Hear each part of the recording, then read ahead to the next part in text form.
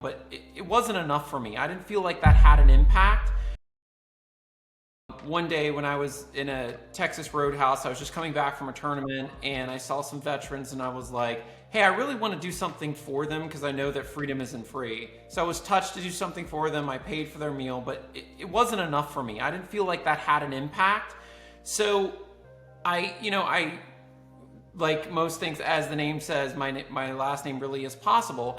I started on kind of a quest, on a journey on how I could help veterans, and the thing that I love the most happens to be a vehicle that I can use to help them. So I decided at that point in time I was going to give the majority of my tournament profits to the veterans, and I started to seek out charities, and that's where James comes in and his wonderful charity, which I can't speak enough about. The things he does, the lives he changes. I've been to his house, and it's just simply amazing how much of a heart you have. So much thank you so much for your service, James, and I'm so happy to be working with you. I look forward to many more years of donating to your charity. So last year I was able to put in just under $20,000 from tournament winnings. It was more than half my winnings. And this year I'm looking at putting in over 100K. So thanks for having me on your show. And James, I'll let you introduce yourself. I mean, thank you so much for your service, James, and all that you've done for my freedom, because we know that freedom is not free. I appreciate that, Ted. That means a lot. And Andrew, thank you so much for having us on this great show and this opportunity, to talk to you about our nonprofit, Veterans and Athletes United. It was started in 2013, and we're run by all disabled veterans, and we have main programs that we stick to are adaptive sports, accessible retreats, and we have a traveling memorial for the global war on terror to remember all our fallen heroes. So our mission is to really continue to build a quality of life for these individuals that have lost limbs or been injured in combat and want to continue moving forward. And we found a great deal of success through our programs and what we're doing. So we've been fortunate to serve over 6,000 veterans and caregivers as well as family members. For instance, our adaptive sporting program, we do grants to provide special wheelchairs for people to participate in wheelchair tennis, wheelchair basketball, you name it. We provide air rifles, bows to compete in the Warrior Games. There's so many events nationwide where people can continue to, move forward with their disabilities and make the best of it. And we try to provide those tools to allow them to do that.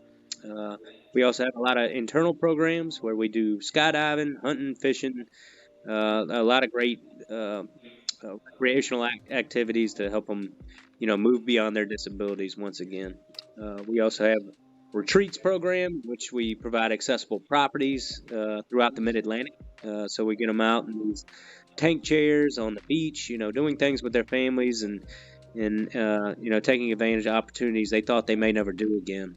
So it's just been amazing to be a part of it. I'm a quadriplegic myself.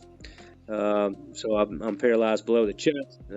Don't have much hand function, but I had to medically retire in 2010 after a couple combat injuries and side injury.